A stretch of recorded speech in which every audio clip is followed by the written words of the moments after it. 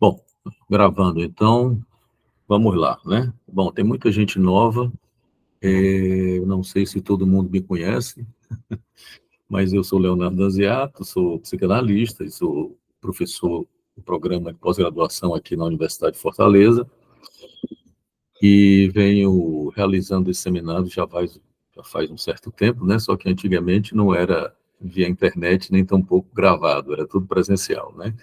E da pandemia para cá, a gente passou a fazer esses seminários online, e aí eu tenho gravado esses seminários e postado lá no meu YouTube, como eu acabei de comentar com vocês, tá bem? É, Veja bem, deixa eu dizer para vocês também qual é o meu objetivo. Normalmente eu faço planos de estudo que são mais longos, não é? Minha ideia é que nós, pelo menos assim, é o que eu pretendo fazer, tá certo? E eu espero que vocês também me acompanhem, se quiserem. A minha ideia, como eu coloquei, acho que em algum dessas divulgações desse seminário, é a gente acompanhar esse percurso desses últimos seminários de Lacan, né? Os 20, né? Desde o, eu, não, eu fiz um seminário sobre o seminário 20, mas faz um certo tempo, né? Acho que foi pré-pandemia. Mas ano passado eu fiz exatamente o seminário sobre o 21, que rigorosamente, tem gente entrando, rigorosamente é o seminário a partir do qual Lacan começa a trabalhar com a cadeia borromeana propriamente dita, né? A, tem gente entrando. A cadeia borromeana aparece para Lacan quando ele estava proferindo o seminário 19, né? Mas no seminário 19 ele comenta, que é o pior, né? Está traduzido como o pior, é o pior. Ele comenta o fato dele ter encontrado, né, o que ele chama de nó borromeano. Depois a gente vai ver que chamar o nó borromeano de nó não é propriamente correto, do ponto de vista topológico, né? Porque o nó, o que o Lacan chama de nó, na verdade é uma cadeia, né? O mais correto é a gente chamar de cadeia borromeana e não de nó. Depois eu vou explicar por quê. Mas o fato é que Lacan chama de nó, não é? Vocês verem, por exemplo, no RSI, ele está toda hora chamando de nó. Se eu não me engano, alguém corrige ele no 23, né? Não sei se é o Surri, um dos matemáticos que trabalhavam com ele, né? Mas, como eu disse, a cadeia borromeana aparece para ele no seminário 19, né? Ele faz um comentário ali no fim do seminário, ele diz, né, que caiu como uma luva para ele poder falar dessa trilogia que ele vem desenvolvendo desde o início da obra dele, né? Vocês sabem disso? Lacan vem falando de simbólico, imaginário e real desde o começo, né? Vocês pegarem um dos textos primeiros de Lacan, Função e Campo da Fala e da Linguagem, por exemplo, um dos escritos, vocês vão encontrar lá o simbólico, o imaginário, o real. É claro que durante toda a obra, a maneira como ele vai manipulando conceitualmente ou localizando esses registros, eles modificam, né? Mas só voltando um pouco sobre os seminários. Então, a cadeia borromeana aparece para ele no seminário 19, ele faz um comentário rápido, não desenvolve. No seminário 20, que é o Ancor, que é o mais ainda, né, está traduzido como mais ainda, ele também comenta no fim do seminário, faz algumas cadeias borromeanas, mas ele rigorosamente não é um seminário, o 20, por exemplo, não é um seminário sobre a cadeia borromeana, né? É um seminário sobre os matemas da sexuação. Só no seminário 21 é que ele realmente pega o que ele chama de nó, né, que é a cadeia borromeana, e vai desenvolver e tirar consequências.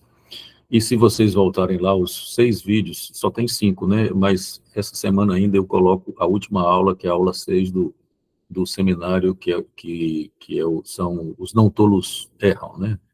Os Nomes do Pai. eu coloco e aí vocês assistem, eu vou postar a última aula, que é a aula 6, essa semana ainda, tá?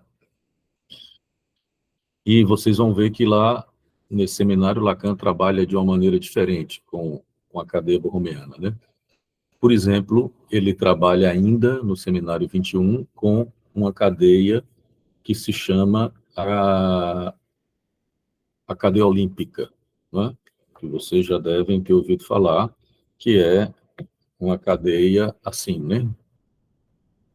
Deixa eu fazer aqui rapidamente para vocês, que é aquela cadeia do nozinho olímpico, que não é uma cadeia borromeana, né? Espera aí, estou fazendo a cadeia olímpica aqui.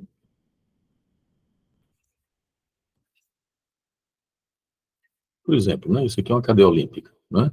Onde você tem uma interpenetração dos dois nós. Só para, rapidamente, em topologia, isso aqui é um nó, tá? É por isso que isso aqui é uma cadeia, mesmo separados, tá? Eu tenho aqui 3 nós, então eu tenho uma cadeia. Por isso que não é correto chamar o nó borromeano de nó, que na verdade ele é uma cadeia. Mais de um elo desse, um nó é uma curva que se fecha no espaço, em topologia, que é isso aqui, tá? Então, mais de um, se eu tivesse um outro elo desse aqui, por exemplo, né? Isso aqui é uma cadeia, tá? Uma cadeia que a gente chama de trivial, porque estão soltas, certo? Se eu penetrar no outro, eu tenho uma cadeia não trivial. São 2 nós aqui, tá? Uma cadeia não trivial. Por isso que a cadeia borromeana não é um nó, é uma cadeia. Tá certo? Mas o fato é que Lacan chamou nó, vocês vão ver o seminário inteiro na RSI, toda hora ele chamando nó para lá, nó para cá. Ele não está muito preocupado com isso, né? Mas no seminário 21, não é? O Lacan trabalha com a cadeia olímpica e a cadeia borromeana, e com a cadeia borromeana, as duas cadeias, né? Vocês vão ver lá, eu não vou voltar a isso, porque está lá nos vídeos, né? É um seminário onde Lacan vai dizer, por exemplo, que a cadeia neurótico é a cadeia olímpica, né? A cadeia olímpica com 3, né? É mais ou menos isso aqui, tá?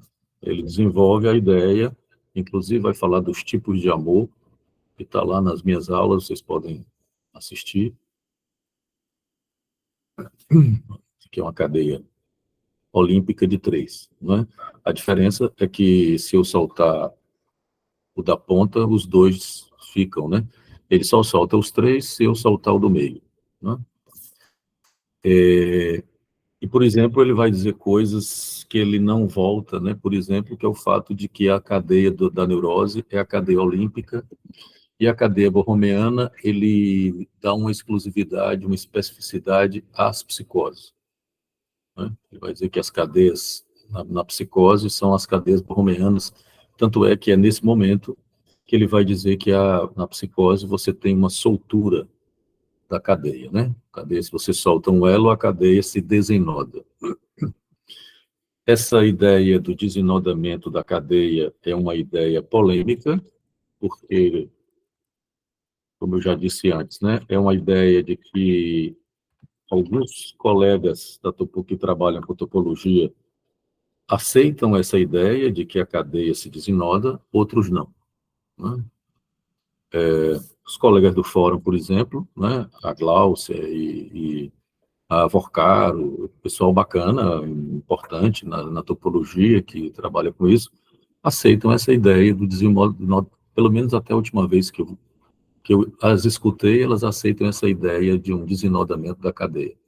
Outros colegas, como, por exemplo, Aurélio Souza, vê que tem gente de Salvador aqui, né? O pessoal de Salvador, por exemplo, Aurélio...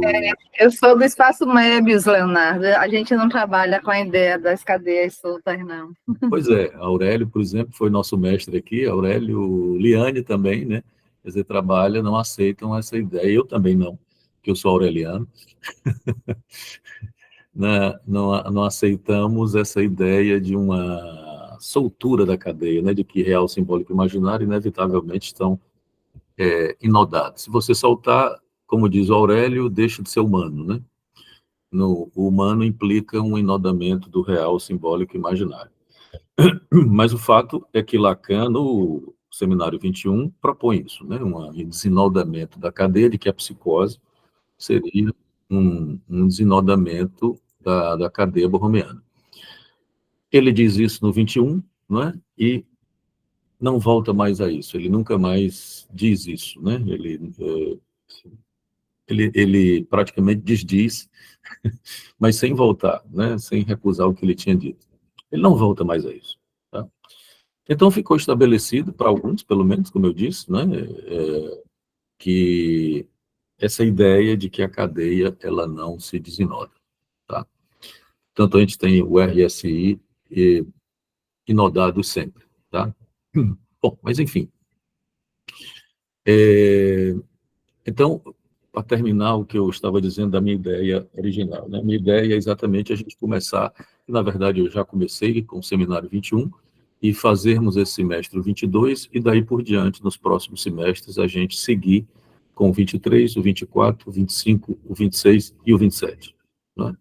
A ideia é essa. Se vamos conseguir chegar lá, a gente nunca sabe, né? Mas a ideia é essa. Então, é a proposta que eu trago para vocês. Tá? Porque são seminários, esses últimos seminários de Lacan, são seminários que eu chamo, eu digo que são seminários muito experimentais. Né? Lacan está desenvolvendo uma outra perspectiva e interrogando e desfazendo o que ele fez e refazendo. Ele tá num trabalho assim, muito intenso e muitas vezes fica difícil, porque ele diz determinadas coisas e não desenvolve. Enfim, não são seminários. Na verdade, nenhum seminário do Lacan é sistemático, né?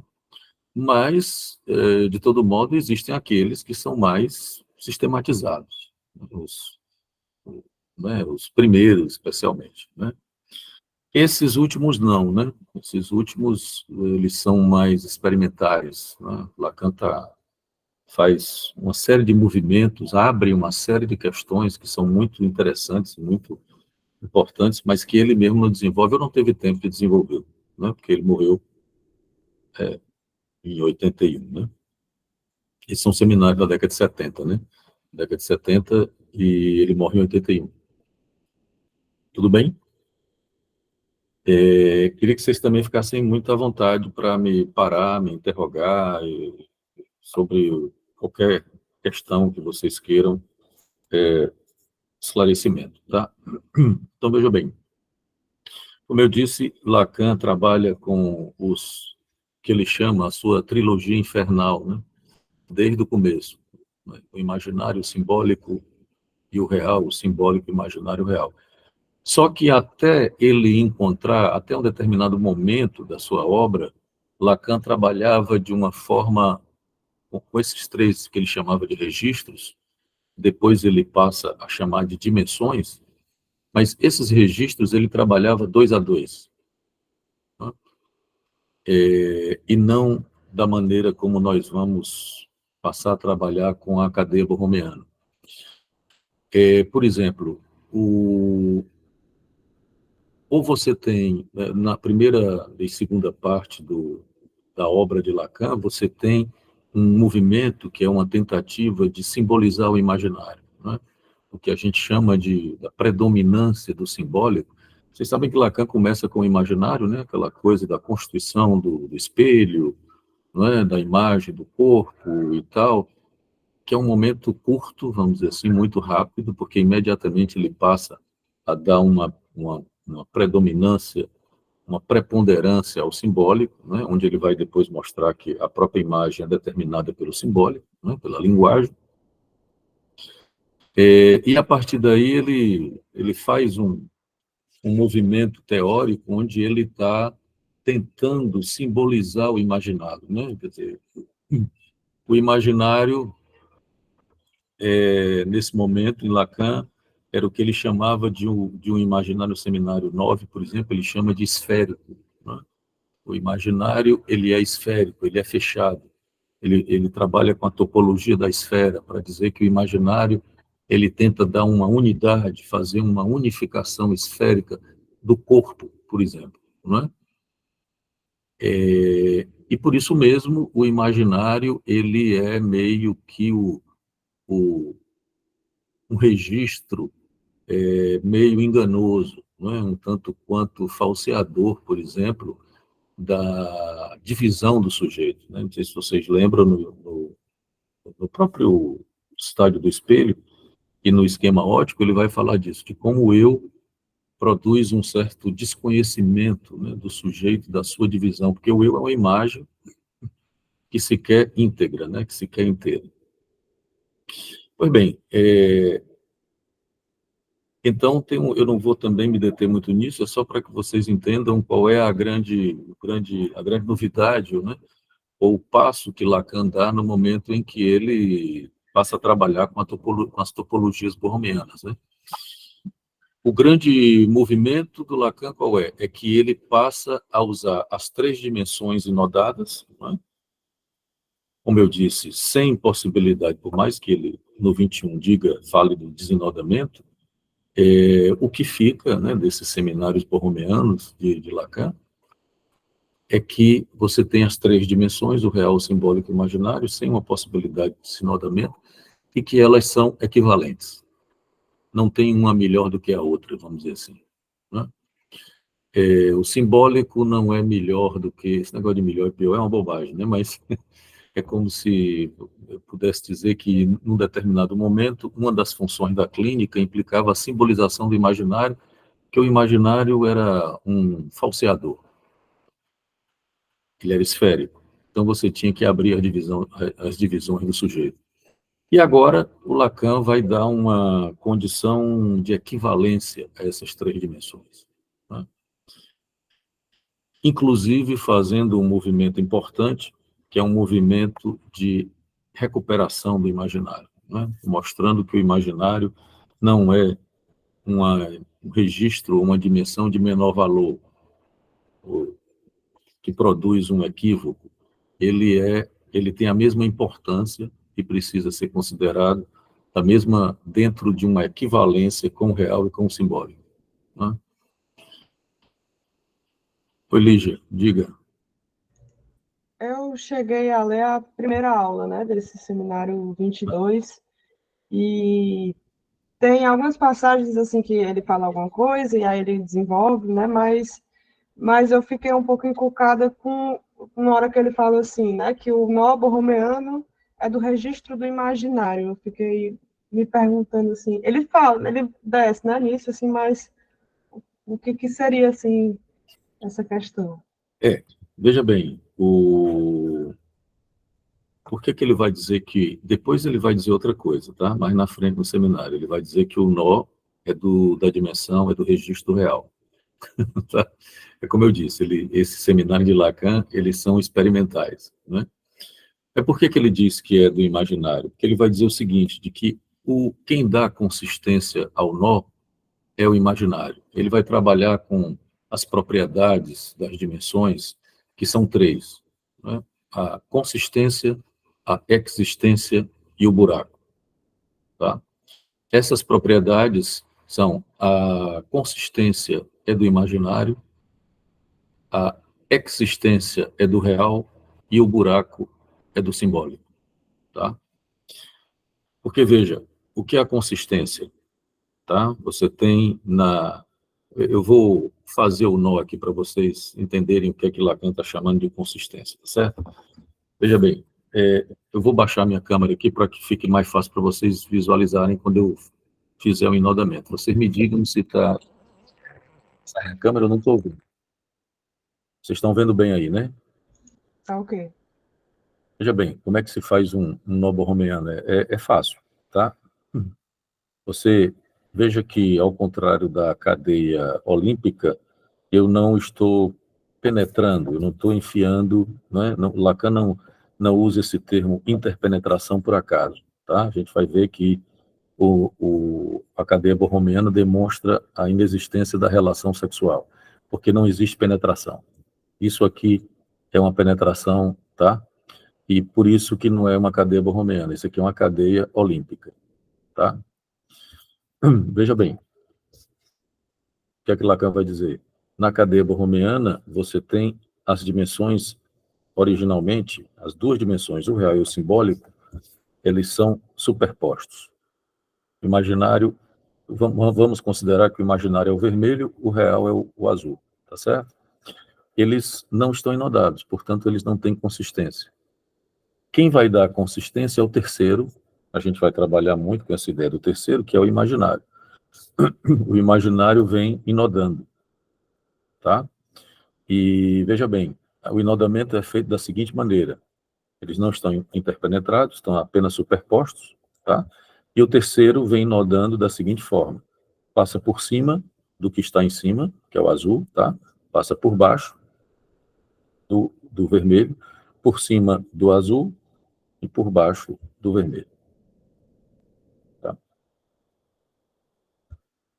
E aqui você tem o nó borromeano, tá? Você vê que eles agora estão inodados, tá certo? Tem uma consistência, eu não consigo tirá-los, tá?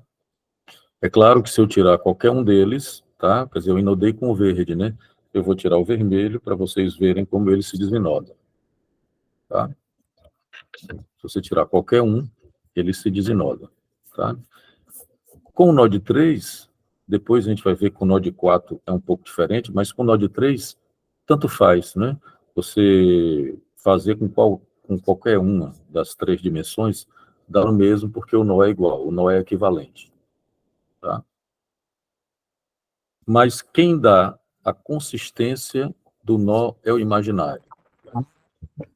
Porque Lacan vai considerar essa consistência aqui, ela é dada pelo imaginário, porque Lacan vai considerar que a consistência é do imaginário, porque a consistência é do corpo.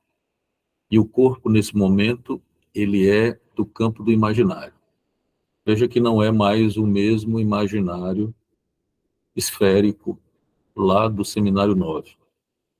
Nós estamos agora trabalhando com outro imaginário, que é o imaginário consistência do corpo. Tá? Veja bem, dizendo de outra forma, você não adianta ter simbólico e real sem ter corpo. Isso não produz um par-letra ou um fala-ser. Tá? Então é por isso que, ó, como isso aqui tem uma consistência, Lacan vai dizer que é do imaginário. Ele não se solta. Tá? Tudo bem? Mais na frente, ele vai dizer que o nó é do real. Por quê que ele está dizendo isso? Porque a psicanálise, com Lacan especialmente, Freud, a gente vai fazer essa discussão, essa crítica que Lacan faz a Freud, né? Freud tinha um certo transcendentalismo, ele ainda mantinha uma certa ideia de realidade, né? Realidade psíquica, realidade empírica e esse papo todo, né? Que foi isso que deu, vocês devem estar acompanhando a discussão aí da Pasternak, né? E foi isso que deu pano para as mangas, para essa bobagem da Pasternak de realidade, essa concepção ingênua de ciência, de que a ciência ela revela a realidade, né? Pois bem, a psicanálise não é uma ciência, porque a psicanálise não trabalha com a realidade. A psicanálise trabalha com o real. Na minha opinião, eu tenho visto os vídeos da discussão, eu não vou entrar na discussão, a não ser que vocês queiram, mas eu tenho visto aí vídeos e respostas dos colegas psicanalistas dizendo: não, a psicanálise é uma ciência, porque é outro tipo de ciência e tal. Do meu ponto de vista, a psicanálise não é uma ciência, pelo fato de que a ciência não serve para a clínica. A ciência foraclui o sujeito, como diz Lacan. Então, ela não pode servir para a clínica. E dizer que a psicanálise não é uma ciência, nesse caso, não é nenhum demérito para a psicanálise, porque, como o Lacan já demonstrou, a psicanálise não está trabalhando com a realidade, mas com o real, o que ele chama de uma escritura do real. Não é? Ele já tinha tentado essa escritura, ele tinha demonstrado, até então, né, ele tinha trabalhado com a lógica e com a matemática, né, demonstrando como a lógica e a matemática, que ele chama de a ciência do real, né, a lógica, e especialmente a lógica, ele chama a ciência do real, para mostrar que a lógica e a matemática tentam fazer isso que ele chama de uma escritura do real. Que são esses matemas, não por acaso ele usa os matemas, né, para dizer do real. Então, por exemplo, o infinito na matemática é muito mais próximo do que a gente chama de real em Lacan do que a realidade empírica. O infinito não é uma realidade empírica, ele se demonstra, ele não é uma evidência. Né? Tem essa bobagem agora na psicologia também, né? Essa história de psicologia das evidências e tal, e etc. Pois bem, a psicanálise não trabalha com evidências empíricas, né? Não as evidências empíricas. A gente trabalha com o real. Né? Eu estava dizendo, quer dizer, não tem nenhum sentido, eu estava dizendo outro dia na sala de aula, você ter por exemplo, se vocês lembram do Homem dos Ratos, né? No Homem dos Ratos chega para Freud dizendo que se ele não pagasse a dívida, como diz o Ivan Correia, é lógico, né? Se eu não pagar a dívida, logo meu pai e minha namorada vão sofrer uma tortura chinesa. Vocês lembram do Homem dos Ratos, né? Ora, era evidente que isso era uma bobagem, porque o pai do Homem dos Ratos já tinha morrido há 9 anos. Né? E o fato é que não adiantava nada você chegar para o Homem dos Ratos e dizer, o Homem dos Ratos, sai dessa porque seu pai já morreu faz 9 anos, isso não vai acontecer. Não estamos falando da realidade empírica, nem tampouco da evidência. Os sintomas e as fantasias são lógicas, elas não são empíricas, né? Para ninguém. Então, a psicanálise não trabalha com a realidade, apesar do Freud, né? O Freud se enrolou com isso, né? Com a história da realidade empírica. A realidade, por exemplo, a ideia, e veja que a topologia borromeana é um passo além de Freud, né? Inclusive permite uma crítica a Freud. Por exemplo, a ideia freudiana de que a pulsão vem de uma experiência empírica de satisfação. Lacan não aceita isso. Né? É um transcendentalismo kantiano em Freud, né? De que a experiência de satisfação, aquele papo todo do Freud da experiência de satisfação que vocês conhecem, né? Que desencadeia a pulsão. Para Lacan não é assim, a pulsão vem do buraco. Veja que, e aí voltando a essa questão da Lígia, né? Veja que se tem uma grande preocupação, né, que eu poderia transmitir para vocês aqui desse seminário e dos outros que vêm em seguida, é a pergunta de Lacan, como é que a consistência da estrutura é dada não por um ponto, mas por um buraco. Né? Não é dada pelo 1, mas pelo 0. Veja que ele vai fazer uma crítica a Freud, dizendo que Freud era religioso, porque o Freud começou do 1. Freud começou, onde é que começa a estrutura? Com o assassinato do pai, né? Com Lacan diz, por isso Freud é religioso. E lá no seminário 23, ele vai voltar e vai dizer que não é do 1 que as coisas começam, é do 0, é do buraco que as coisas começam. Né? Ele até diz, né, antes de Deus e Adão existia Eva. Eva é anterior, né? O buraco é anterior. O Deus, Adão e etc., já é uma tentativa de explicar o buraco. Né?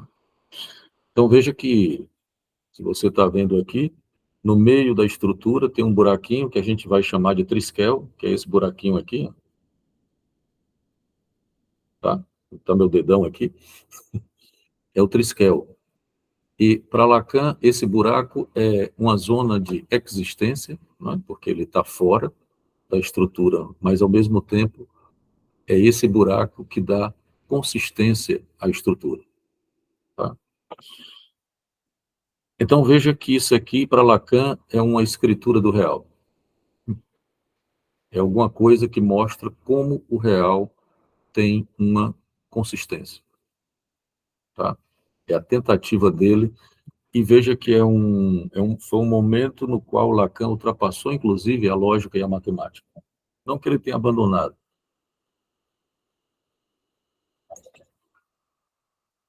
Mas ele encontrou coisa melhor.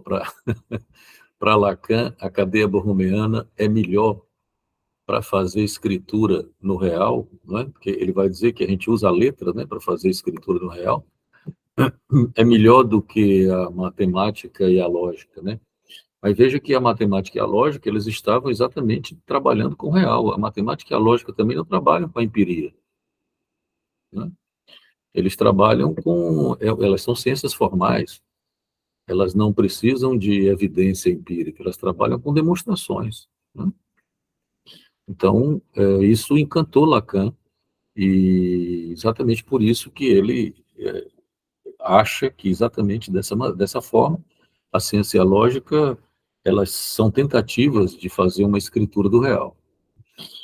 O problema da lógica é que a lógica quis fazer o que a ciência pretendia, né? Quer fazer uma escritura do real, foracluindo o sujeito, né? Rejeitando o sujeito, né? Quer dizer, cria uma linguagem estritamente lógica, onde você não tivesse a possibilidade de... Tem gente entrando aqui. Se tivesse a possibilidade de interpretar a linguagem, né? Onde não tivesse equívocos de sentido. Daí a ideia da linguagem matemática, né? Mas a questão é importante porque exatamente você precisa considerar de que ele é... A resposta final de Lacan é que o nó é RSI, né? Mas ele é uma escritura do real. Ele tem uma função real, né? Que é dar uma escritura do real, tá certo? Isso aqui é como se você, por exemplo, guardando as devidas proporções, você tentasse escrever o infinito, né? Aquele oitozinho deitado do canto do matemático, né? Ou você fazer como, por exemplo, ele inclusive cita nesse seminário o sucessor de Peano, né? Quer dizer, o n mais 1. Como você não pode escrever o último número, você dá a ele uma escritura. Então, você escreve uma fórmula matemática que é o n mais 1. Veja que o n mais 1 é o último número. Quer dizer, não é o último número, porque o último número rigorosamente não existe.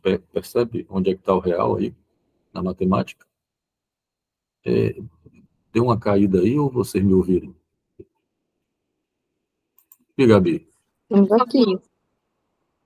Professor, então a gente pode dizer que o nó, né, a cadeia borromeana, é uma tentativa do Lacan de escrever algo que não se escreve, porque o infinito você não tem como escrever. Então você dá uma forma, vamos dizer assim, e aí o Lacan faz a mesma, pronto, uma consistência, o Lacan faz a mesma coisa com o real. É isso?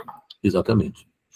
Como você não pode pegar o real pela cabeça, né? Porque o simbólico... Porque veja bem, é exatamente... Lacan tinha trabalhado no seminário 11, não sei se vocês lembram, com os círculos de Euler, que é esse aqui, não é? Não sei se vocês lembram do seminário 11, onde ele fala das interseções e tal, né? Quer dizer, ele vai falar de alienação e separação, lembram disso? Só que ele não usa cordas, né? Ele usa o desenho, aqueles círculos. Você bota dois círculos com um passando por dentro do outro, fazendo uma interseção, né? Então, e aí ele dizia que a relação entre o simbólico e o real, qual é? É uma relação que o simbólico não consegue simbolizar o real completamente, né?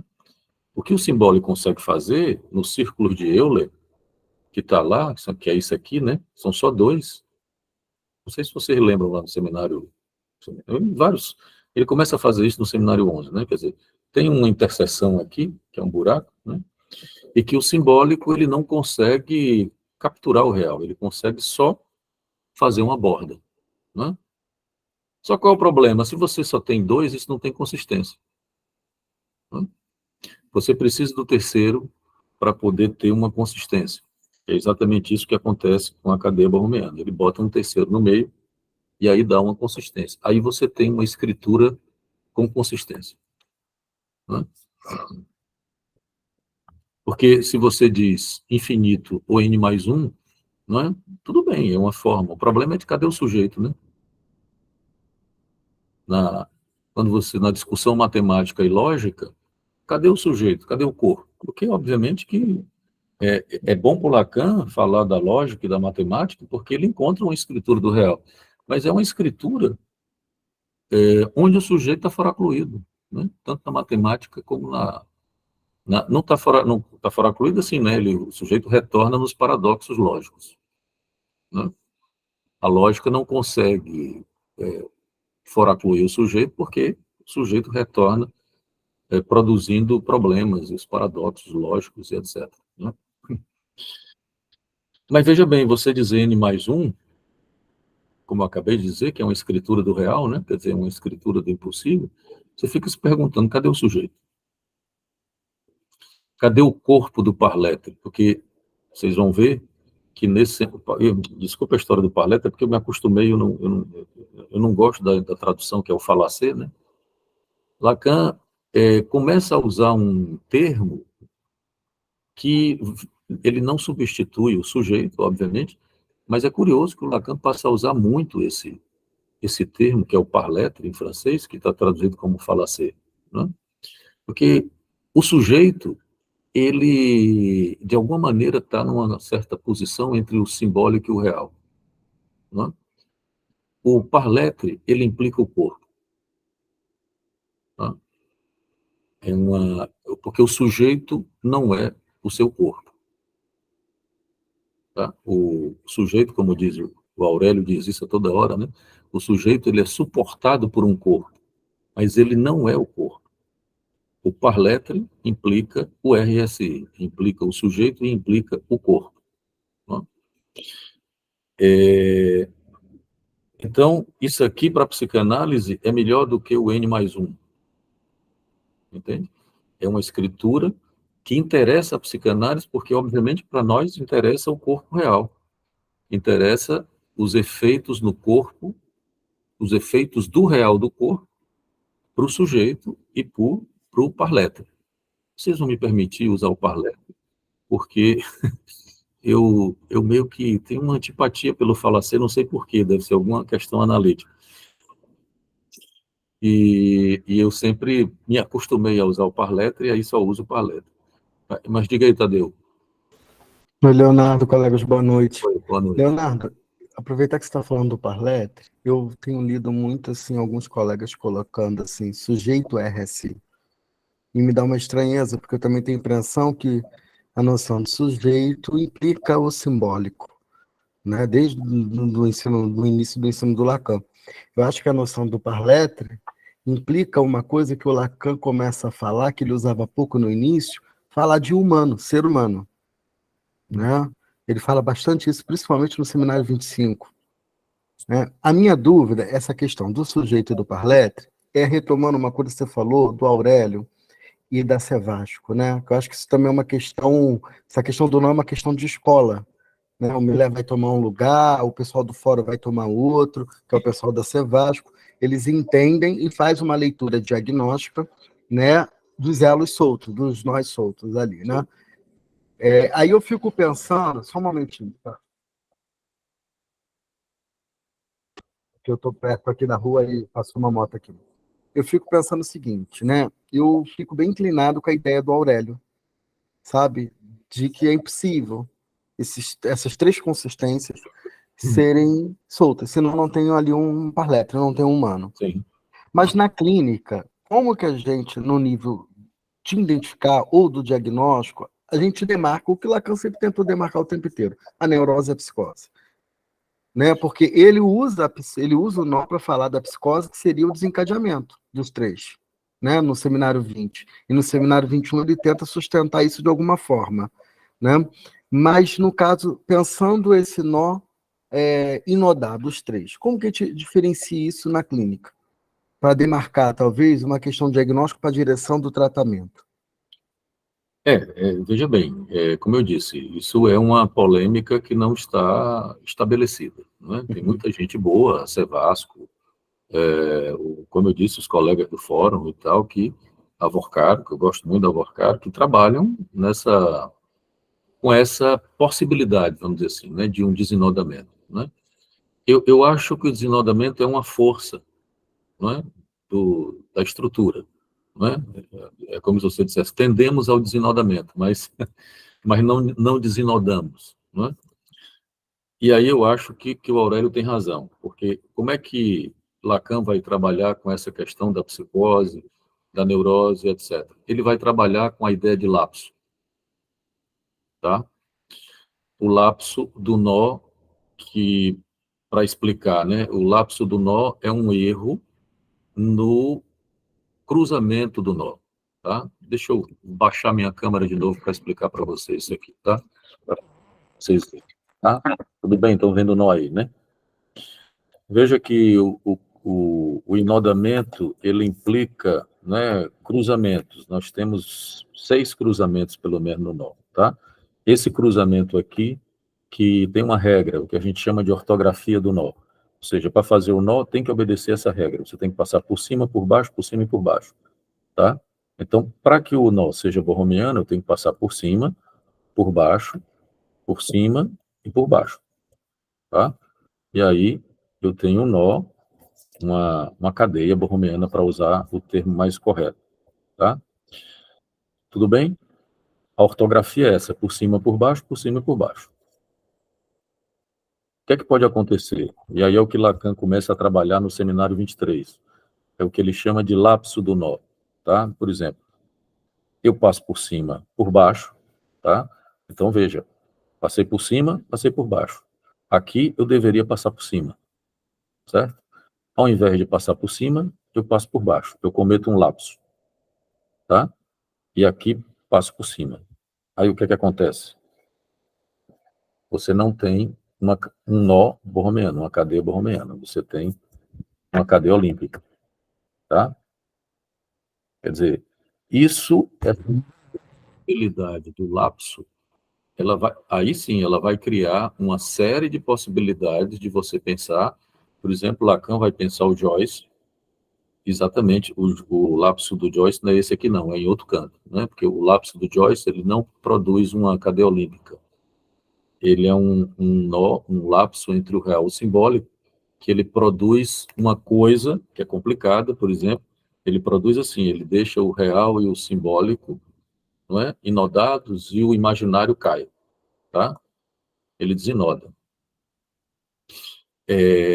Por exemplo, Aurélio não aceita isso de jeito nenhum. Por exemplo, né? Tem uma queda, um desinodamento, fica só o real e o simbólico. O Lacan vai dar uma série de explicações. O Chesterman, que tem livros interessantíssimos, que é um argentino muito interessante, ele tira uma série de consequências disso aqui, né, do Joyce, de como... Porque o Lacan ia dizer, por exemplo, que o corpo do Joyce, ele... O corpo dele é uma casca, né, que ele deixa o corpo cair e tal. Enfim, a ideia do Aurélio qual é? É de que você tem... Deixa eu apresentar uma figura planificada do nó aqui, né, para vocês, para ficar mais fácil para a gente se entender.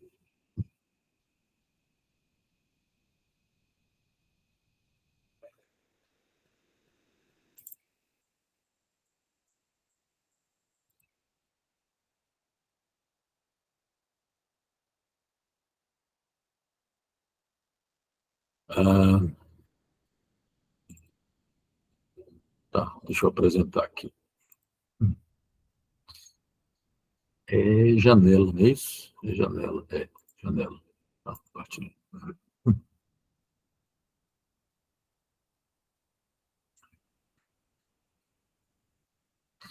Estão vendo aí? Isso aqui é o que a gente chama de uma planificação do nó, certo?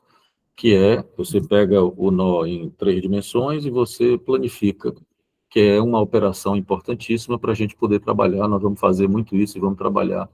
Deixa eu aumentar aqui um pouquinho a figura, só para ficar melhor de ver. Tá? Tá certo? Então, observem que nós temos aqui 6 cruzamentos, tá? Os cruzamentos em extensão, como diz Aurélio, e os cruzamentos em intenção. O 1, 2 e o 3 são cruzamentos internos. O 5, o 4, o 5 e o 6 são cruzamentos externos. Tá? vários colegas, se você tiver um lapso no cruzamento 1, 2 e 3, o nó se desfaz, se desenoda, tá? Por isso que, por exemplo, a ideia de Aurélio é que ele só aceita, só acha que os lapsos acontecem nos cruzamentos externos, no 4, no 5 e no 6. Tá? E veja que a ideia do Lacan, exatamente, é que mesmo tendo um lapso em algum desses cruzamentos, né, seja eles qual for, independentemente de quem aceita ou que não aceita, né, de todo modo, assim, mesmo que você aceite a ideia de que existe lapso no 1, 2 e 3, nos cruzamentos internos, ainda assim você teria que considerar que para que o nó não desenode, o sujeito precisa fazer o que Lacan chama de suplência. Tá? Então, veja que, para Lacan, não há desenodamento. Mesmo um lapso que viria, o do Joyce, por exemplo, né? O do Joyce, o Lacan vai dizer que o Joyce faz uma suplência com o ego, que ele chama de ego. O ego do Joyce faz uma suplência e deixa o nó amarrado, o nó não desenoda. Entende? Então, você poderia pensar as psicoses e etc., através dos lapsos. Tá? Agora, a noção de lapso, ela só vai aparecer no 23, tá? No próximo seminário. Aqui, no seminário, no RSI, o Lacan ainda não está trabalhando com essa noção de lapso. Tem duas questões que vocês precisam saber, que tem a ver com essa interrogação que o Tadeu fez. A primeira qual é? Que Lacan, ele está trabalhando com o nó de 3, tá? Ele apresenta pela primeira vez o nó de 4 na lição 4 ou 5, não me lembro, que é quando ele vai fazer uma crítica a Freud, vai fazer uma crítica à realidade psíquica em Freud, tá? Voltando àquilo que eu tinha falado da história da realidade, né, da Pasternak e tal, quer dizer, ele faz uma crítica à ideia de realidade em Freud.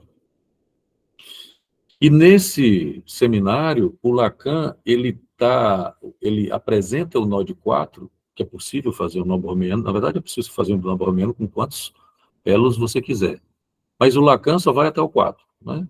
Ele termina o seminário, esse seminário 22, dizendo que no próximo ano, né, ele iria trabalhar, o título do seminário seria 4, 5, 6, que ele tinha trabalhado 1, 2, 3, no RSI, né, no seminário 22, e no seminário 23, ele antecipa o nome do seminário, né? O nome do seminário vai ser, na última lição ele diz isso, vai ser 4, 5, 6, né, que ele iria trabalhar.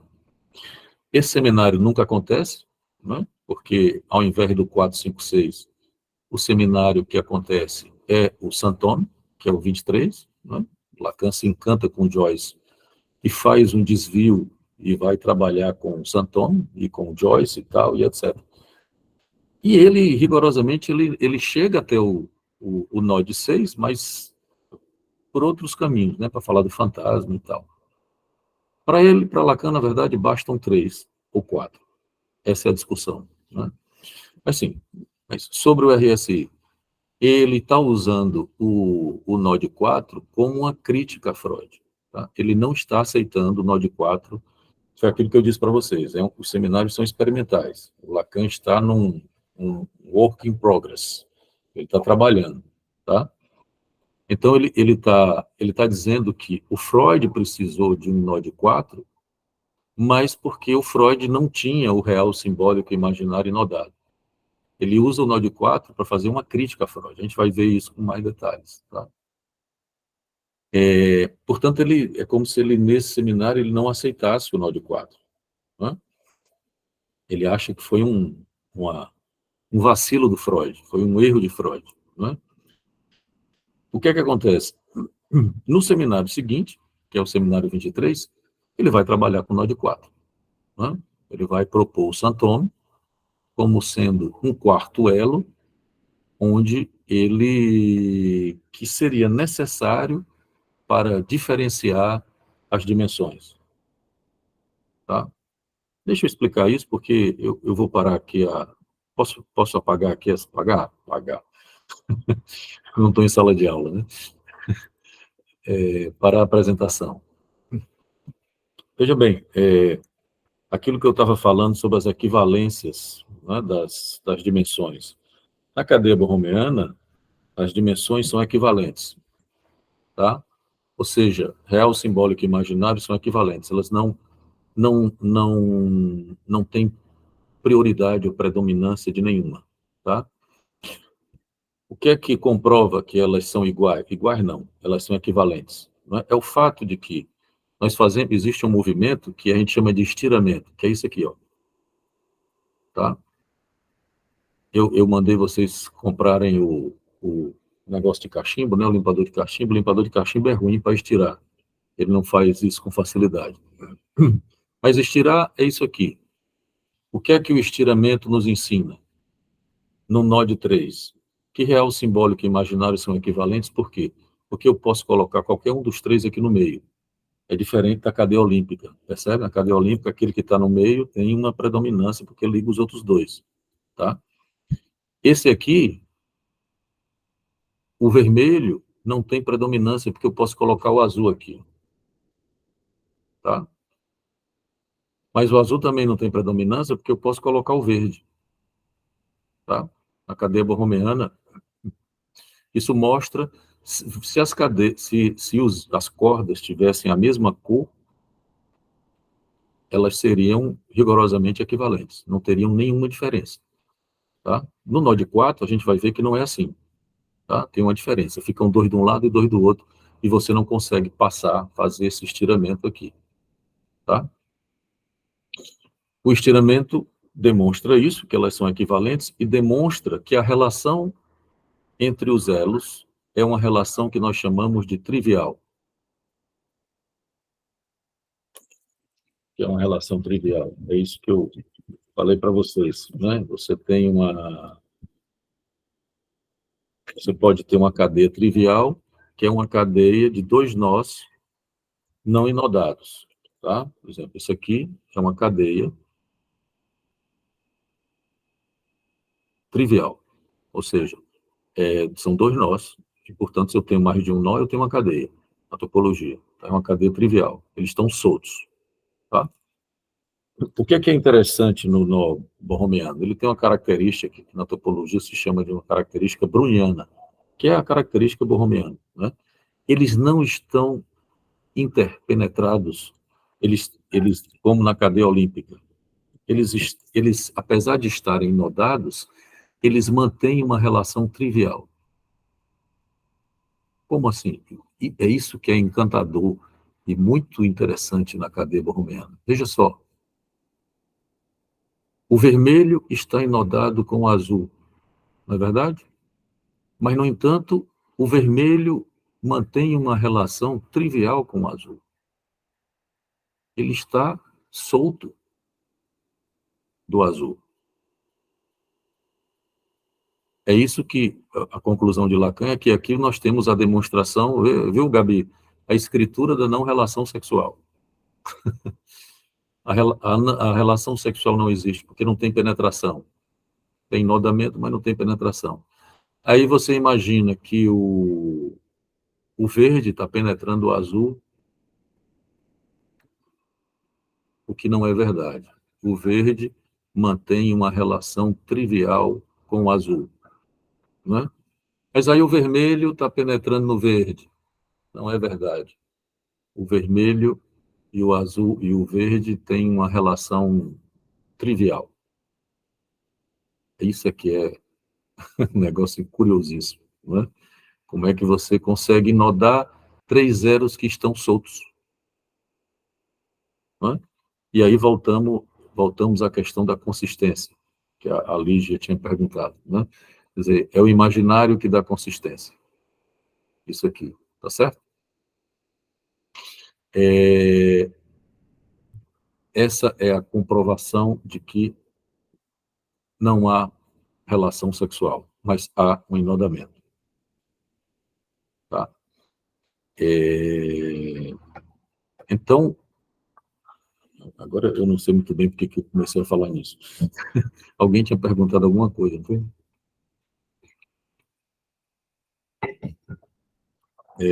Sim, no Node 4 não é assim, né? No Node 4 tem uma diferença. Quer dizer, essa equivalência aqui, Lacan vai precisar, isso ao mesmo tempo que é uma questão importante no seminário, que Lacan começa por ela, vocês devem ter visto as lições iniciais, ele está falando dessa equivalência, né? Ele está propondo, ele está dizendo, olha, é como se ele dissesse, olha, eu até agora tratei o imaginário como sendo um registro de segunda categoria. Não é bem isso, né? Como se fosse um registro que era falseador da história e tal, que era esférico e tal, né? E que veja, por exemplo, quando ele vai falar da topologia do toro, ele faz uma oposição, né? Ele vai mostrar que existe a topologia da esfera, que é aquela topologia fechada da esfera, né? Que não tem buraco, e a topologia do toro, que é um negócio assim, né? Não é isso, porque isso aqui é uma corda, mas imagine que fosse uma câmara de ar, né? O toro tem um buraco, uma alma, né? Que é como se aqui por dentro tivesse um buraco, né? E tem esse buraco externo, que não é propriamente externo, né? Então, aqui ele está, ao mesmo tempo que essa equivalência, ela tem a importância exatamente de mostrar que as três dimensões são equivalentes, é RSI, né? Ele, ao mesmo tempo, isso cria um problema, porque aí o Lacan vai se dizer, mas, de todo modo, elas não são iguais, elas são equivalentes, mas não são iguais. O real, o simbólico e o imaginário não são a mesma coisa, né? Se eu tratar o real, simbólico e imaginário como sendo unicamente equivalentes, eu corro o risco de entrar numa paranoia, né? Ele vai dizer, quem faz isso é o paranoico. Aí ele começa a fazer determinadas coisas que depois os matemáticos dizem para ele de que ele não pode fazer, né? Que é diferenciar o nó por cor, as dimensões por cor, né? Ou por letras, né? Como foi aqui, não me lembro se tinha letras. Ele começa a dar letras às dimensões, né? Para fazer essa diferenciação. E depois os matemáticos dizem, olha, Lacan, você não pode fazer essas coisas, porque isso não funciona, né? Aí, ele termina propondo um nó de 4, né? Ele vai propor a possibilidade do nó de 4. Deixa eu ver se eu consigo fazer rapidamente o nó de 4 aqui, né?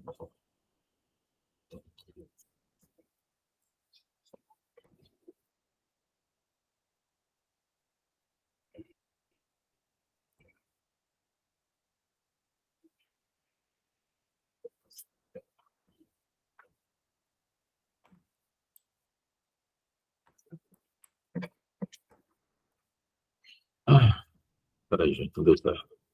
Bom, ele vai propor o nó de 4, que é, a gente vai ver depois, que é uma forma, não é, de você diferenciar um quarto elo, seria um elo que viria diferenciar as três estruturas, né? Que seria aquilo que permitiria.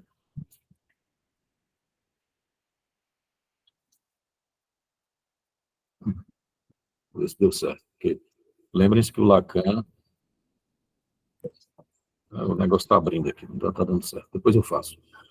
O Lacan vai dizer que quando a gente trabalha com nós, a gente se depara com a nossa debilidade mental, né? Porque a gente está sempre errando, ele fica errando a toda hora, né? Mas, enfim, o nó de 4 é um nó que, quando você faz esse estiramento, eles não são equivalentes. Você fica 2 de um lado, 2 do outro, e você não consegue colocar todos no meio, né? Faz uma diferenciação. Então, foi com que o Lacan resolveu essa parada, né, da diferenciação das dimensões. No seminário 23, ele vai trabalhar, então, com esse quarto elo. Né? Como eu disse, nesse seminário, ele está meio que tratando mal, né, o, o nó de... É porque eu estou tentando fazer o nó de 4 aqui, mas não estou conseguindo. O nó de 4, né? Mas no seminário 23, ele retoma o nó de 4 e vai trabalhar com ele, propondo exatamente como sendo o santome, como sendo um quarto elo que permite o enodamento das 3 dimensões e dá a elas uma diferenciação. Né? Como eu disse para vocês, isso é uma polêmica, né? Não está completamente estabelecido, mas é como Lacan apresenta as coisas. Essa discussão depois vai se desenvolvendo pelo próprio Lacan, né? E Lacan vai ampliando essa discussão com a questão dos 3 ou 4 elos, mas, como eu disse, fica uma questão aí em aberto, tá?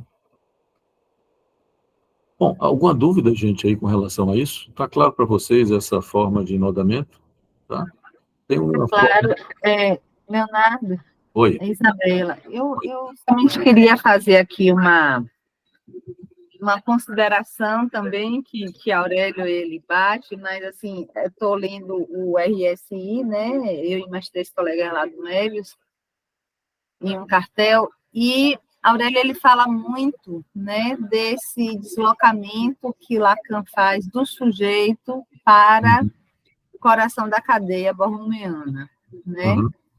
E quando outros autores sustentam que não, que sempre é o objeto pequeno a, mas lá para as tantas a gente conversando, ele diz, não, mas aí o objeto pequeno a, a gente pode considerar, então, um sujeito como semblante, né, desse objeto pequeno a. Isso é um ponto.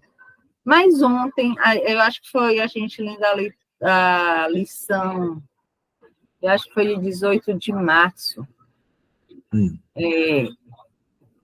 não, ainda sobre outro ponto que a Aurélio também fala, de que Lacan vai dizer que o outro não existe, que ele vai dizer isso nesse seminário. Mas na lição de 18 de março, ele vai dizer o outro do outro não existe. Isso eu localizei em Lacan. Então, eu estou trazendo esses pontos para te pedir para tecer algum comentário sobre esses aspectos, se possível, desse momento, senão eu aguardo para outro. Tá, deixa eu apresentar uma outra figura aqui para vocês, tá?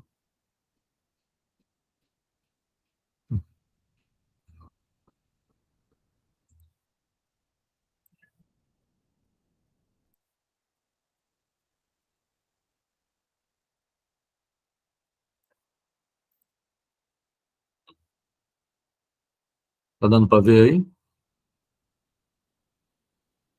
Sim. Aumentar um pouquinho. Veja bem, Isabela, aqui Lacan vai... Eu já estou antecipando um pouco o que vem depois, né? Mas Lacan vai dar nome ao que ele chama essas zonas de existência, né? Que são pelo menos essas 4 zonas internas aqui do nó entrevo, nesse nozinho. Deixa eu ir para a figura para vocês verem a mãozinha aqui, né? Esse nozinho aqui é o nó entrevo, né?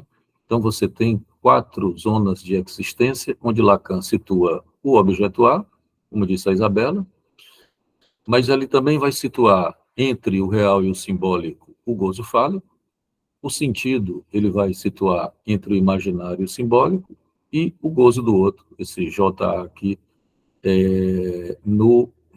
entre o real e o imaginário. Tá? Veja que essas zonas de existência, elas guardam relação com cada uma das dimensões. Quer dizer, o sentido, ele é uma zona de existência ao real. Não sei se vocês vão voltar para a figura, né? Então, veja que o sentido, ele é uma zona de existência à dimensão do real. Está aqui o real, não é? E está aqui o sentido como sendo algo que existe ou existe fora, né, ao real. Mas, como diz Lacan, é a zona de existência que dá consistência a uma determinada dimensão. Da mesma maneira que é essa zona de existência do A que dá consistência, que é o buraco que dá consistência a toda a estrutura, né, essas zonas de existência dão consistência às dimensões. Então, é o sentido que dá consistência ao real, é o gozo do outro, porque, obviamente, o sentido, ele não... o real não tem sentido, né? Então, da mesma maneira, o gozo do outro é essa zona de existência que dá consistência ao simbólico, quer dizer, o outro gozador, né? Aquele que goza tudo, está fora do simbólico, né? Se quiserem situar o pai da horda freudiano, também dá, né? É uma das versões do outro, aí, do gozo do outro. Mas, de todo modo, a gente sabe que aquele outro gozador que goza tudo está fora do simbólico. É o pai morto, né? É o pai real e tal. E da mesma forma que o gozo fálico está fora do corpo, porque o gozo fálico é um gozo da linguagem, não é o gozo do corpo. Tá? Eu estou só antecipando isso aqui para responder como eu entendo essa questão que a Isabela colocou. Veja que você tem essas três zonas especialmente, né? O gozo do outro, o gozo fálico e o sentido, ele e o A, eles dizem, essas quatro zonas dizem o quê? Eles falam das quatro formulações de Lacan sobre o que é que não há. Né? Então, por exemplo, aqui você tem um buraco no sentido, o que quer dizer que não há sentido. Não, não há o nonsense. Não existe um sentido último. O gozo fálico vai dizer o quê? Não há relação sexual. Está fora. Né? E o gozo do outro, ele afirma exatamente o outro não há. É o que não há outro do outro. Tá? Que aí, voltando à questão da Isabela. Né? Lacan já tinha dito isso. Né? A Isabela saiu ou está aí ainda? Estou Acho vendo que ela caiu. para que ela caiu. Bom, não existe outro do outro, né? Porque a linguagem ela não tem um outro garantidor da sua verdade, vamos dizer assim. Né? Seria você pensar quem é o outro de Deus. Né? Se o Deus é o outro... Pronto, entrou a Isabela de volta. Ei, Isabela, eu estava respondendo aqui exatamente essa... Não sei até onde você escutou, mas essas três zonas de existência, elas falam exatamente do nonsense, quer dizer, não há sentido, o não há relação sexual e não há o outro do outro. Né? E veja que o não há outro do outro é uma formulação que Lacan já tinha proposto, né, há algum tempo, porque é exatamente o fato de você não poder ancorar a linguagem num primeiro ou no último outro, né, um verdadeiro outro, vamos dizer assim. Tem? Isso é uma impossibilidade. Né? Não há como você chegar a esse último outro. Né? O que o Aurélio diz, como eu entendo, né, não sei se você entende assim também, é que o que o Aurélio coloca é que, no fim das contas, e veja que não por acaso o gozo do outro está entre o real e o imaginário, é que, na obra de Lacan, aquele outro do simbólico, né, que aquele primeiro grande outro, que era o outro do simbólico, que era o outro da linguagem, na obra de Lacan, ele vai se deslocando até o ponto que, no seminário 14, por exemplo, Lacan vai dizer que o outro é o corpo. Né? Então, Lacan vai gradativamente dar... E não é por acaso que ele está aqui entre o real e o imaginário, porque lembre-se que o imaginário aqui é o corpo. Ele gradativamente vai dando ao grande outro uma dimensão real, né? Que é o próprio corpo. Então, Quando o Aurélio diz que o outro do simbólico, o outro não existe, nesse sentido, eu acho que ele está se referindo a esse outro do simbólico. Porque, no fim das contas, o outro que conta, ou que passa a contar para Lacan, é o próprio corpo. Né?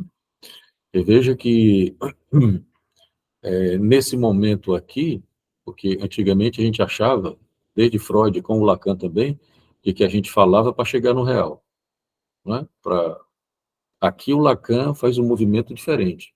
Você é atacado pelo corpo e por isso você fala. Né? La língua é alguma coisa dessa ordem. Né? Você lala, né? A lalação de la língua, porque está sendo atacado pelo corpo, porque o corpo goza. Entende?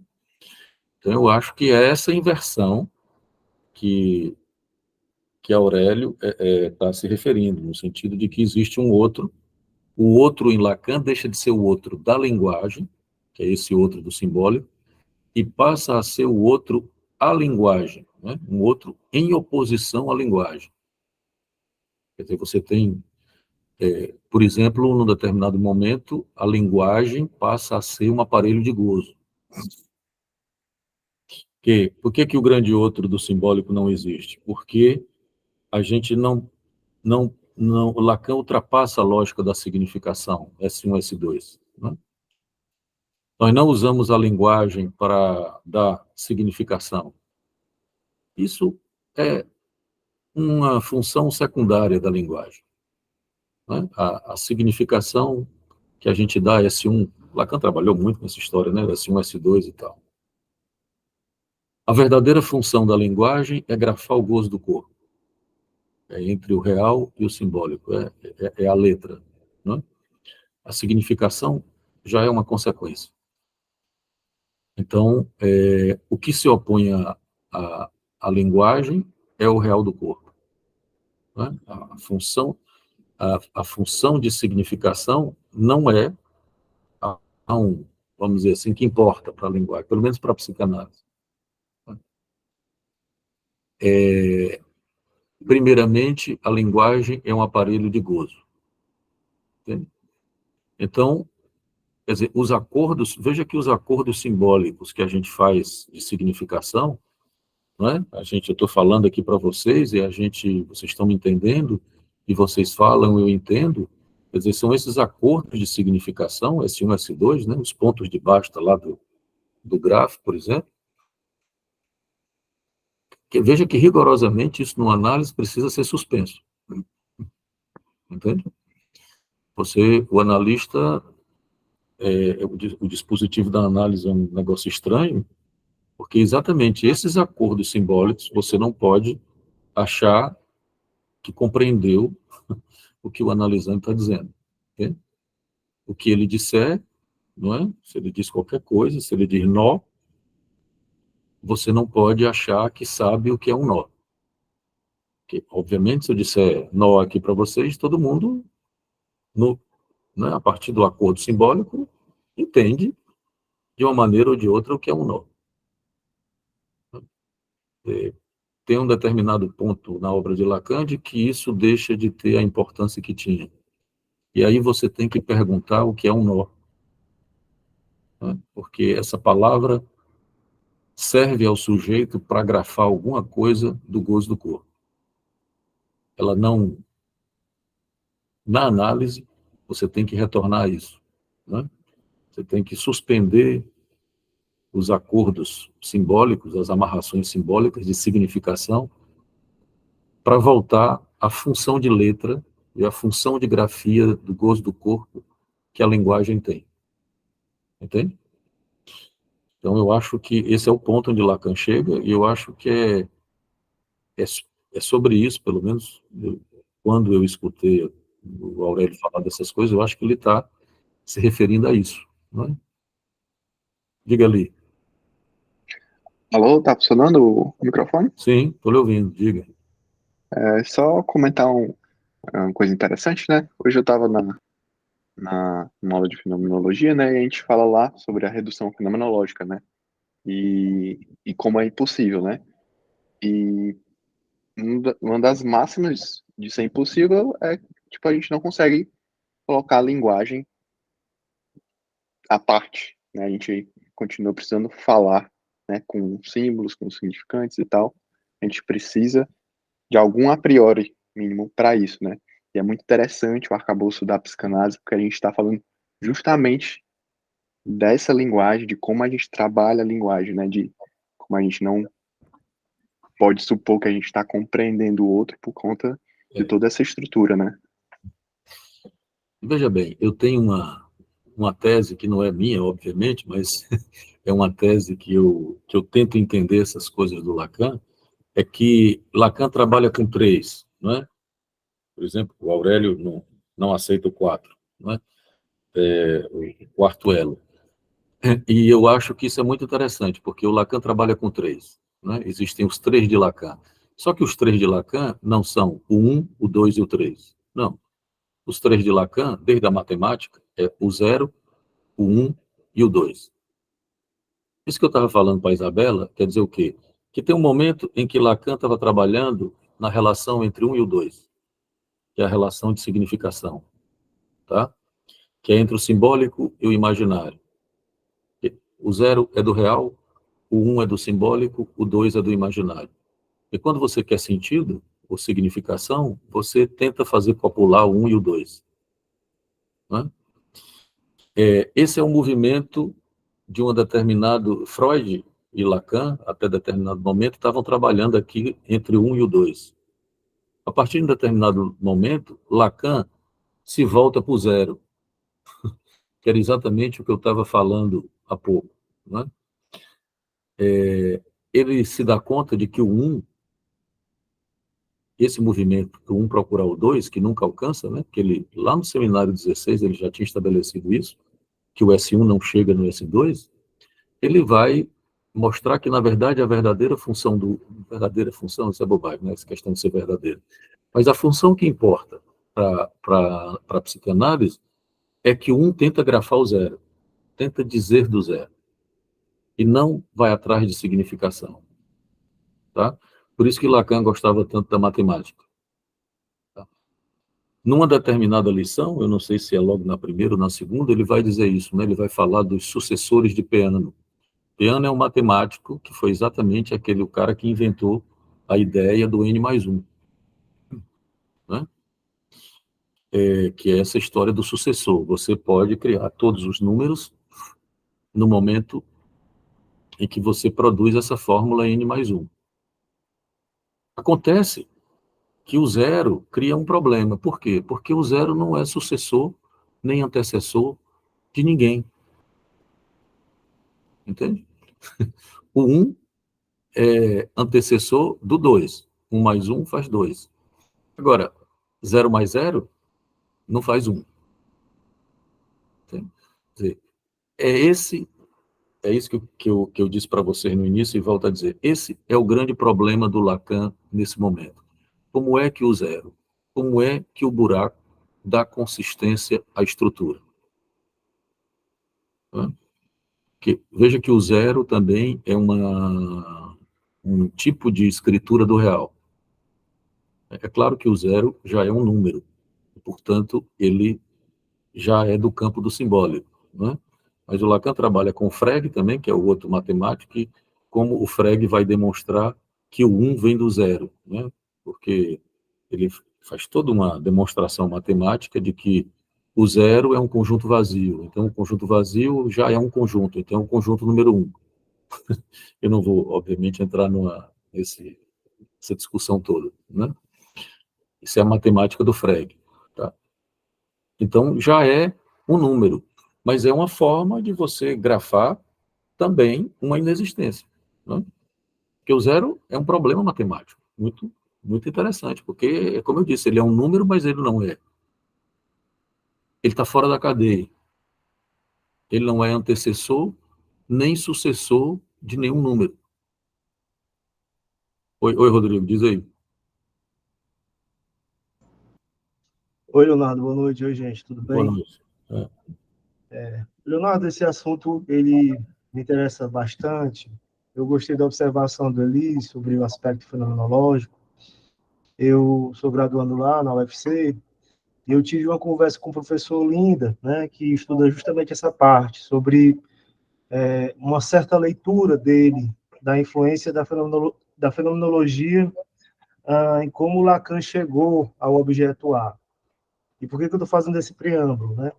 Porque eu tenho uma certa curiosidade de saber qual seria esse limite na obra do Lacan, onde ele parte para esse zero, né? Digamos assim. Em algumas falas suas, eu já escutei como se o objeto A fosse um momento, né, de criação ali, o aspecto mais criativo, pelo que eu escutei, o invento mesmo do Lacan nesse sentido, né?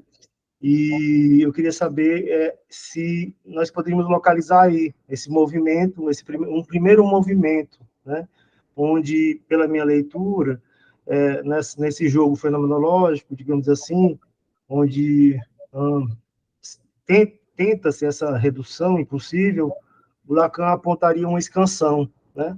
E esse resto cai como objeto A, seria essa invenção. Aqui é mais uma questão minha, mas eu queria saber se a gente poderia localizar esse movimento em busca do zero a partir desse conceito, desse dispositivo que ele começou a desenvolver, o objeto A. Eu não sei se eu entendi bem a pergunta, Rodrigo. Eu vou responder e depois você me diz se eu entendi ou não, tá?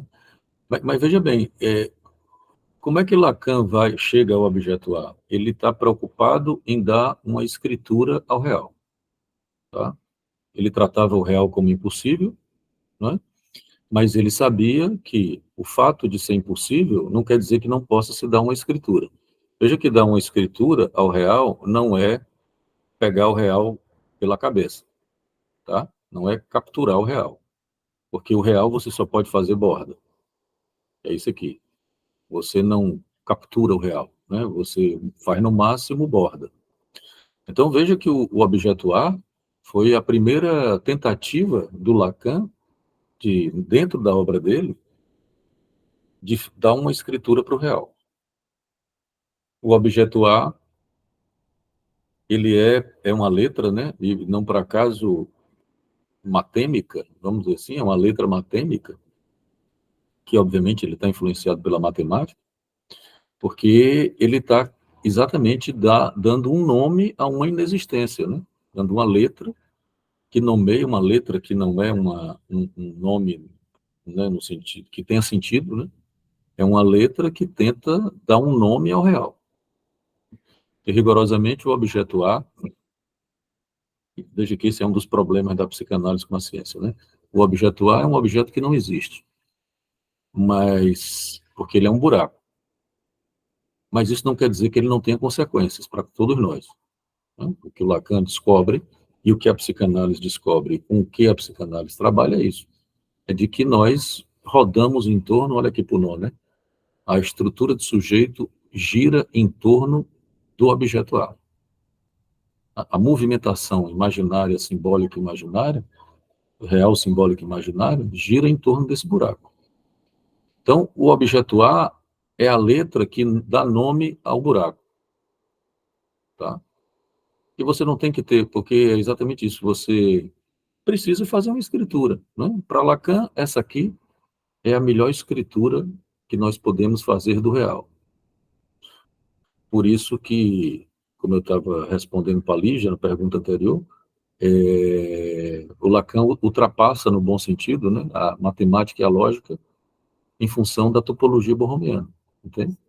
Então, é claro que isso começou com a matemática, né, a influência da matemática em Lacan. Então, o limite é o próprio real, mas veja que o fato do real, veja que o real, ele deixa de ser um mero impossível em Lacan, entende? Ele passa a ser necessário. Porque veja que, por exemplo, eu estava dizendo, né, o Lacan trabalhou na obra dele de 2 em 2. E quando ele trabalhou, por exemplo, se você pegar o Seminário 11, por exemplo, você vai ver o simbólico, o imaginário e o real do lado de fora.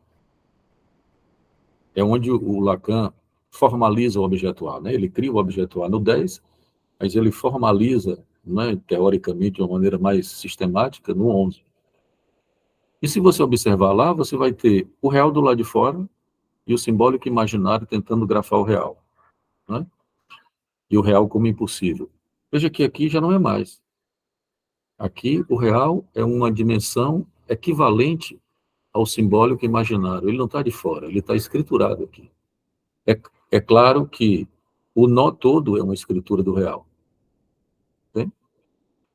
Então, é uma impossibilidade você pegar o real pela mão, vamos dizer assim, né? E é por isso que não tem penetração, né? Não tem interpenetração, mas é possível você fazer uma escritura. Entende? Só que essa escritura, ela é sempre na forma de uma borda, né? E não na forma de uma esfera. O real não é um ponto. Veja que isso é uma outra, na próxima encontro a gente vai falar disso, né? Que o ponto em Lacan, ele deixa de ser um ponto como é um ponto na geometria, né? Um cruzamento de retas. E vai ser um cruzamento de 3 retas que formam um buraco, que é exatamente o triskel aqui no miolo do nó, né? Que ele vai mostrar que só tendo 3 que você tem a consistência. Né? Então, o ponto de Arquimedes da estrutura não é um ponto, é um buraco. Veja que isso por si só já demonstra como Lacan ultrapassou o significante, né? O S1 e o 2. Quando ele trabalhava com S1 e S2, ele estava trabalhando com pontos. Se você pegar o grafo, por exemplo, o grafo tem pontos, né, de amarração. Aqui não. Aqui tem cruzamentos.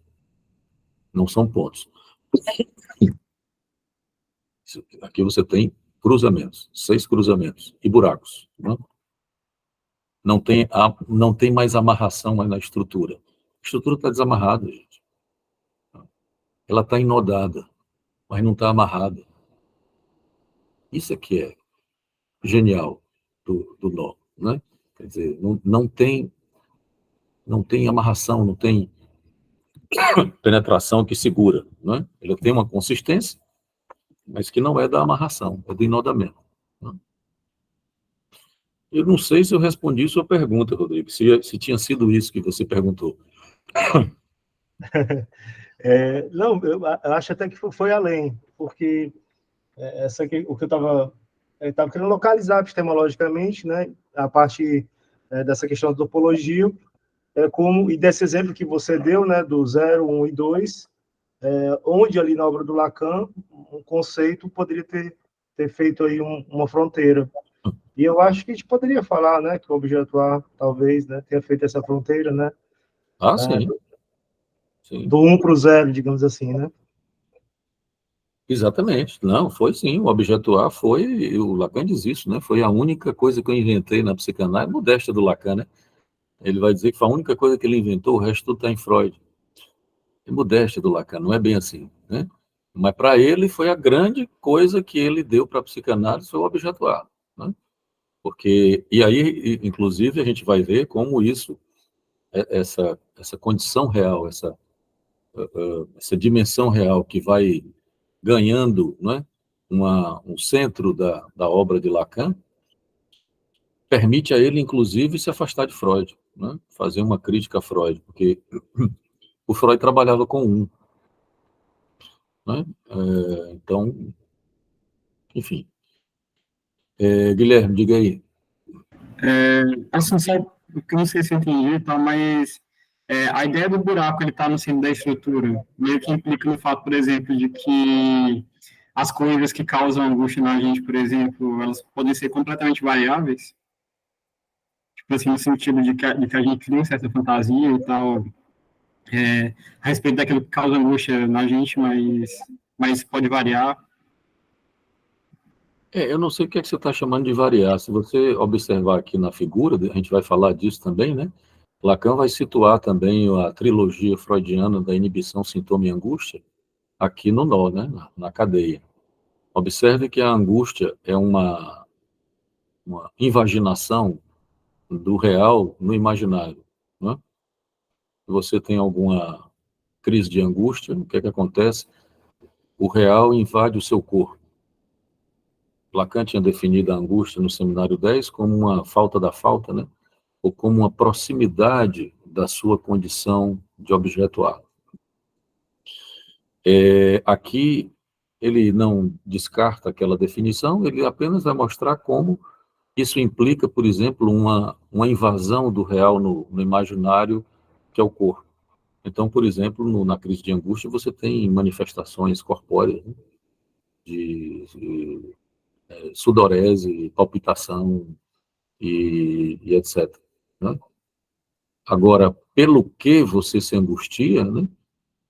De todo modo, assim, a tese do Lacan é que você se angustia porque você está muito próximo dessa condição objetal que faz parte da estrutura, né? E está muito perto do real, né? Muito próximo do real. E por algum motivo, o fantasma, né, que lhe distanciava dessa condição de objeto, ele fracassa ali, né? De alguma forma, vacila. E aí você se angustia, né? Bom, mas nós vamos voltar a isso, porque essa trilogia, Lacan vai discutir muito isso, né? Eu pediria que vocês lessem as lições e trouxessem as dúvidas de vocês, das lições, né, na próxima vez, daqui a 15 dias, e aí a gente tenta seguir mais linearmente, vamos dizer assim, as lições e as questões que Lacan traz das lições, né? Mas, sim, essa forma que a gente vai discutindo, apresentando questões, indo para lá e para cá, isso também não me desagrada. Eu sei que fica pouco, vamos dizer, sistemático, né? Mas isso eu acho que também é interessante para a gente encaminhar nossas discussões. Não tenho nenhum problema também que a gente possa fazer assim, em algum momento, em outras circunstâncias, tá bem? Mas já são 10h10, acho que a gente poderia parar aqui hoje, né? Tá bom? Nos encontramos, então, daqui a 15 dias. Então, espero que vocês já tenham aí lido outras lições e a gente pode ir discutindo as questões mais... recortando as questões mais pontuais das lições, tá bem? Tá bom. Vou Boa parar. noite. Boa Boa noite. noite. Leonardo, me tire uma dúvida que eu cheguei depois, por favor. Os textos são quais? A gente vai ver o seminário 22, o que mais? Não, a gente vai ver o seminário 22, tá? Ah, tá. Os textos são de lá. Porque... Peraí, deixa eu só...